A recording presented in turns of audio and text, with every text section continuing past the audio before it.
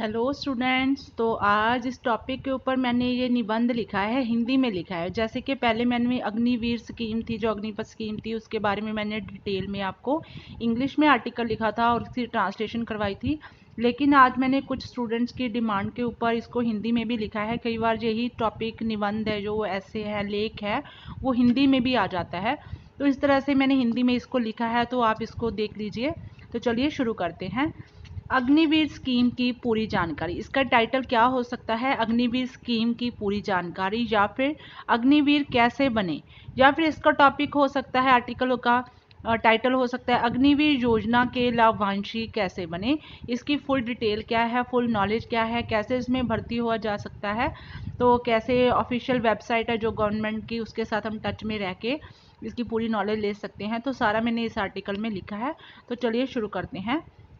भारत में रक्षा मंत्रालय ने 16 जून 2022 को अग्निवीर योजना के अंतर्गत भारतीय सेना भर्ती का ऐलान किया है। तो जो हमारे रक्षा मंत्रालय है, उसने 16 जून को अग्निवीर योजना है, वो भारतीय सेना के भर्ती का ऐलान कर दिया है। इस योजना के माध्यम से देश के सभी युवा जो भारतीय सेना में भाग लेना चाहते हैं, वो अपने सपने पूरा कर सकते हैं। अग्निपथ योजना 2022 के माध्यम से भारतीय थल सेना की 3 शाखाएं, जो कि कौन कौन सी हैं? जल सेना, थल सेना और वायुसेना में बड़ी संख्या में भर्तियां की जाएंगी। तो ये भर्ती अग्निपथ योजना के तहत की जाएंगी। इस योजना के तहत सैनिकों की भर्ती 4 साल के लिए की जाएगी। सिर्फ 4 साल का टन्योर होगा। तो जब 4 साल की नौकरी होगी, उसके बाद जो अग्निवीर हैं उनको रिटायरमेंट दे दी जाएगी। इस योजना का इसी कारण है, इसका जो विरोध है वो हमारे पूरे भारत में, इंडिया में शुरू हो गया था। 16 जून को इसकी अनाउंसमेंट हुई, तो 16 जून को ही इसके कई ट्रेनों को आग लगा दी, बसेस को आग लगा दी। सरकार के विरोध में लोग खड़े हो गए, लेकिन ये तरीका सही नहीं था। पर फिर भी इसका विरोध अभी भी ये इसका जो विरोध है वो चल रहा है। बहुत सारे लोग हैं इसके अगेंस्ट हैं, इसके विरुद्ध हैं कि ये योजना है जो 10-15 साल के लिए कम से कम ये नौकरी अग्निवीर की होनी चाहिए। तो इस तरह से इस योजना को शुरू करने की घोषणा है जो हमारे जो रक्षा मंत्री है राजनाथ सिंह, और सेना के 3 अंगों के प्रमुखों, जो प्रमुख ऑफिसर्स है हमारी सेना के मुखिया हैं, तो उन्होंने इसकी जो घोषणा की है। इस योजना के तहत भर्ती होने वाले युवाओं को अग्निवीर कहा जाएगा। तो जो भी इसमें भर्ती होंगे, युवा होंगे, हमारे यूथ, तो जैसे कि हम पहले फौजी बोला जाता था, जैसे भी सैनिक हमारे भर्ती होते उनको सैनिक बोला जाता था, फौजी बोला जाता था फौजी भाइयों को। तो उसी तरह से इस भर्ती में जो सैनिक हमारे भर्ती होने वाले हैं, उनको क्या नाम दिया जाएगा? अग्निवीर। हमारे देश में बहुत से ऐसे नागरिक हैं जो सेना में भर्ती होना चाहते हैं। इसी को ध्यान में रखते हुए देश के रक्षा मंत्री राजनाथ सिंह ने अग्निपथ योजना की घोषणा की है। इस लेख या निबंध में आपको अग्निपथ योजना के संबंधित सभी महत्वपूर्ण जानकारी प्रदान की जाएगी। इसको पढ़कर आप अग्निपथ योजना के तहत ऑनलाइन आवेदन करने की प्रक्रिया को अच्छे से समझ पाएंगे, जो कि निम्नलिखित के अनुसार है। फर्स्ट ऑफ ऑल है, उम्मीदवार की एज है जो 18 साल होनी चाहिए। 18 से 22 साल की उम्र के युवा जो है इस योजना के अंतर्गत अप्लाई कर सकते हैं। नंबर 2 पे है, नागरिक को भारतीय निवासी होना अनिवार्य है।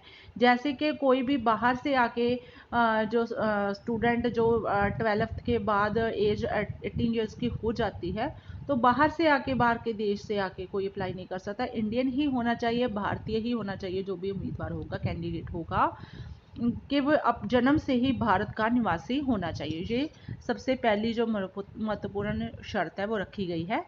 अब बात कर लेते हैं कि अग्निवीर की जो पेमेंट है, सालाना आमदन है, पैकेज है, वो कितना होगा। काफ़ी अच्छा पैकेज है, वो घोषणा की गई है उसके अकॉर्डिंग। तो सबसे पहले है, अग्निवीर को पहले साल का पैकेज है वो 4.76 लाख रुपए होगा। 4,76,000 रुपए का पैकेज होगा। पूरे साल में उसको इंस्टॉलमेंट में पैसे वो दिए जाएंगे। और जो चौथे साल का पैकेज है वो बढ़ के 6.92 लाख, 6,92,000 रुपये का पैकेज है, सालाना का होगा, जो कि अग्निवीर को प्रोवाइड करवाया जाएगा। तो काफ़ी अच्छा पैकेज है। ये सारा रुपया जो कि 11.71 लाख के लगभग बनता है, तो वो आमदन कर या फिर इनकम टैक्स से मुक्त होगा।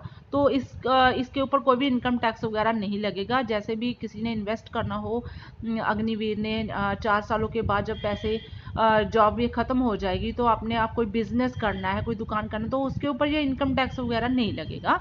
तो इनकम टैक्स ये फ्री होने वाला है। किसी भी दुर्घटना, जैसे कि भगवान ना करे कि किसी भी दुर्घटना के कारण एक्सीडेंटल डेथ हो जाती है, तो एक्सीडेंट घटना के कारण जो अग्निवीर को लाइफ इंश्योरेंस के अंतर्गत जो उन्होंने घोषणा की है राजनाथ सिंह जी ने, 44 लाख का अमाउंट है वो मिल जाएगा उसके परिवार वाले को। भगवान करे ऐसा ना हो, लेकिन ये पैकेज अनाउंस कर दिया गया है।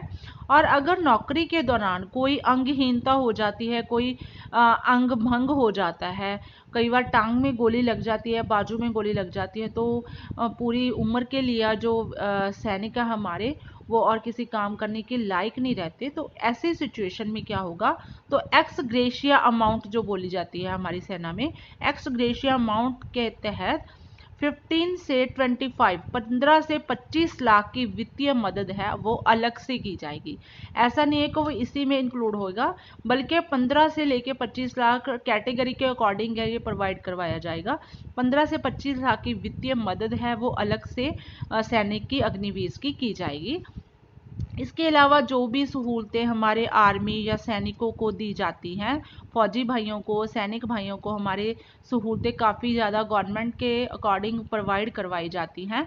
जैसे कि मेडिकल इलाज में परिवार और सैनिक की फ्री में इलाज सुविधा प्रदान की जाती है, कि जैसे पूरे परिवार के लिए अगर कोई भी मेडिकल में या कोई शरीर में कोई ऐसी बढ़िया बीमारी लग जाती, बड़ी बीमारियां होती हैं जिनका इलाज है वो काफ़ी महंगा हो जाता है, तो उसका बर्डन है वो सैनिक के ऊपर या अग्निवीर के ऊपर नहीं आएगा। जैसे कि फौजी भाइयों को हमारे को ये सहूलत पहले से ही दी जा रही है, तो दी भी जानी चाहिए, क्योंकि वो हमारे देश की रक्षा कर रहे हैं। हमारे जो आम लोग हैं उनकी रक्षा के लिए गोलियों की बौछारों में वो खड़े रहते हैं 24 घंटे, साल के 365 दिन।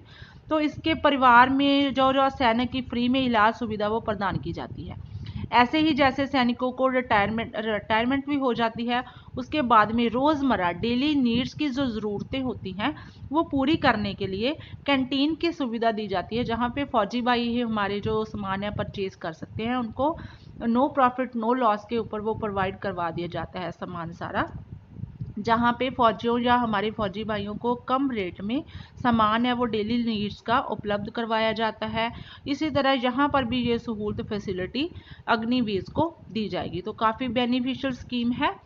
तो कुछ सुधारों की लोड़ है इसमें, जैसे कि हमारे 4 साल की अवधि है उसको सभी लोग इस चीज़ की डिमांड कर रहे हैं, एजुटेशन हो रहे हैं कि 4 साल की जो जॉब होती है बहुत कम होती है, तो उसके लिए वो 10 से 15 साल की नौकरी की जो मांग है की जा रही है। तो इसमें थोड़े से इम्प्लीमेंट करके इस योजना को लागू किया जाएगा।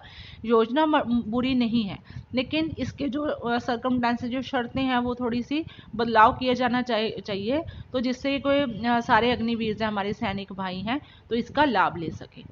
तो अब हमने बात कर ली इसके क्या क्राइटेरिया है, कितनी एज होनी चाहिए, भारत का निवासी होना चाहिए, और इसकी क्या पैकेज है, कितनी तनख्वाह वगैरह दी जाएगी हमारे फौजी भाइयों को, अग्निवीर को।